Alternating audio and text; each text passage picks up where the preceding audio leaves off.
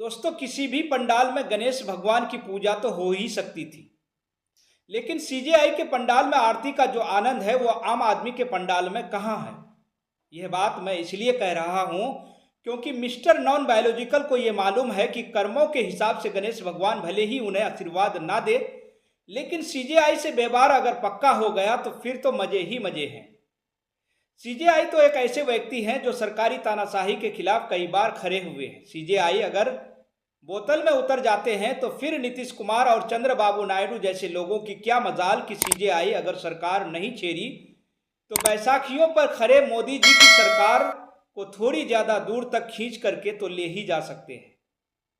वरना अगर सीजेआई मणिपुर पर सरकार से सवाल पूछने लगे, रोजगार पर सवाल पूछने लगे, भ्रष्टाचार पर सरकार की नाक में नकेल डालने लगे तो लड़खड़ाती हुई सरकार मुंह के बल गिर जाएगी। संविधान के घर को आग लगी।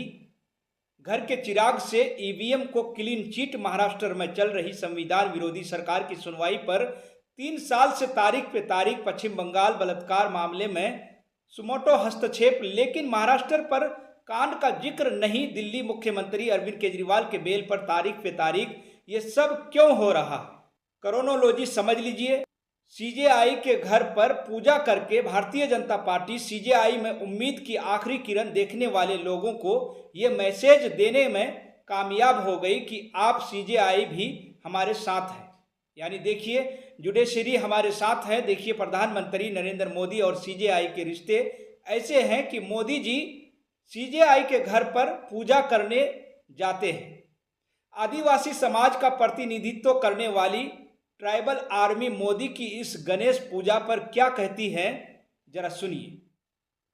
दोस्तों, भारत के चीफ जस्टिस डीवाई चंद्रचूड़ का प्रधानमंत्री नरेंद्र मोदी के साथ गणपति पूजा में भाग लेना धर्मनिरपेक्षता और न्यायिक निष्पक्षता पर गंभीर सवाल उठाता है।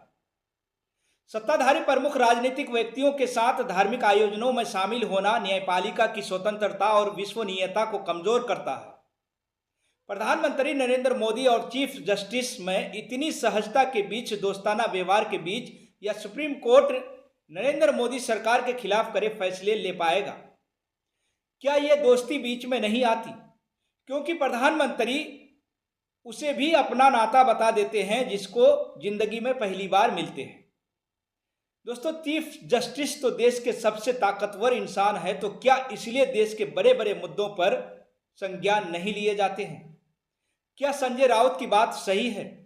ये रिश्ता क्या कहलाता है? देखिए, पूजन और पूजा नितांत व्यक्तिगत चीजें होती हैं। अगर घर के भीतर की जा रही है पूजा, पंडाल बनाना वो सार्वजनिक होता है, वहाँ सब लोग जाते हैं। लेकिन घर के भीतर जब पूजा होती है तो अपने परिचित लोग आते हैं और जिनको घर मकान मालिक अनुमति देता है, और आमतौर पर अनुमति रहती है। पर यहाँ चंद्रचूड़ जी सीजेआई हैं, चीफ जस्टिस ऑफ इंडिया है, उनको उनसे अपेक्षा रहती है देश के सेकुलर मूल्यों के साथ बने रहे, उसमें पूजा करना कहीं उलट नहीं है। हर व्यक्ति की आस्था है और प्रधानमंत्री जी भी उसी धर्मावलंबी है, सेम है, तो वो भी पूजा कर सकते हैं।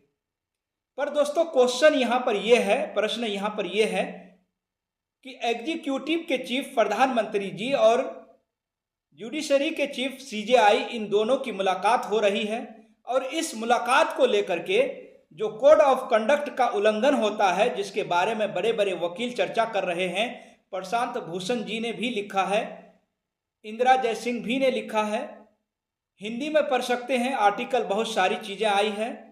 तो उसमें यह है कि कोड ऑफ कंडक्ट की दोनों ही ऐसे पदों से जुड़े हुए हैं जैसे जिसमें कि जनता न्याय का दर के लिए दरवाजा खटखटाता है, तो अदालतों में जाती है और आमतौर पर उसमें सरकार पार्टी हुआ करती है। तो इस वजह से ये तो एक तरह से जो पार्टी है उसके साथ मिल जाना है। शायद ये मेरा अलग कोई व्याख्या नहीं है। शायद यही वजह है कि 15 से पहले तक या 2014 से पहले तक इस देश में कभी जुडिशरी के प्रमुख और एग्जीक्यूटिव के प्रमुख ने एक दूसरे से एकांत में मुलाकात नहीं की है, सार्वजनिक जगहों को छोड़कर, और एक दूरी रही है।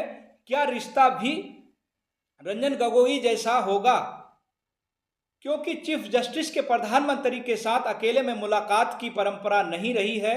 ऐसा नहीं है कि चीफ जस्टिस और प्रधानमंत्री नरेंद्र मोदी मिल नहीं सकते हैं, मिल सकते हैं, लेकिन ज़्यादा मिलने का असर फैसलों में दिखाई दे सकता है।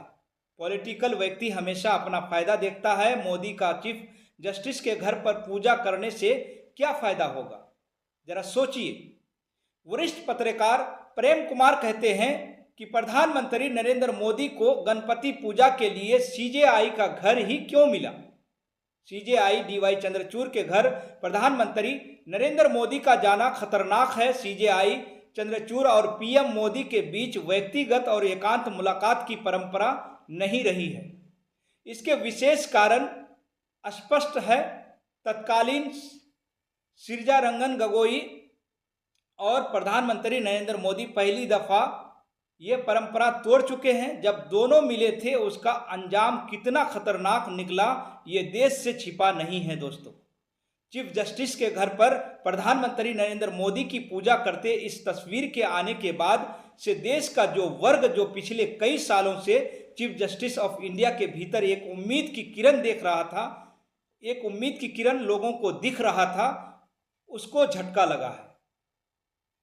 हाँ, कंटेम्प्ट ऑफ कोर्ट के कारण शायद बहुत सारी आवाजें बुलंदी से ना उठ पाए, लेकिन इस देश में भारतीय जनता पार्टी के विचारों से अलग मत रखने वालों के सीने में कुछ तो टूट सा गया है। मिलकर किया जा रहा पूजा पाठ लोगों के विश्वास का विसर्जन माफिक है। जस्टिस डीवाई चंद्रचूड़ के भीतर जो लोग उम्मीद की किरण तलाश रहे थे, शायद आज उनके भीतर वह किरण छुपती हुई दिखाई दे रही है। ये भी भारतीय राजनीति की बड़ी अजीब सी घटना है।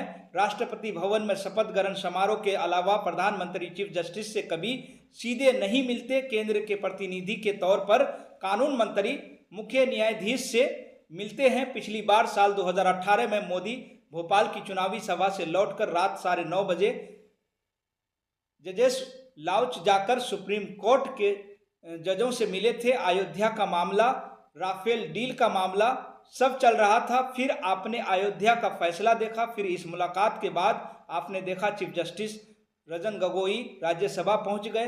पिछली बार राज्यसभा पहुंचे थे रंजन गोगोई।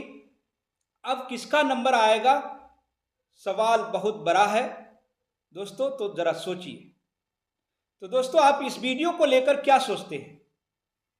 इस तरह से चंद्रचूड़ सीजेआई के घर में जाकर नरेंद्र मोदी का पूजा पाठ करना, इस तरह से अकेले में मुलाकात करना, इसे लेकर आप क्या सोचते हैं?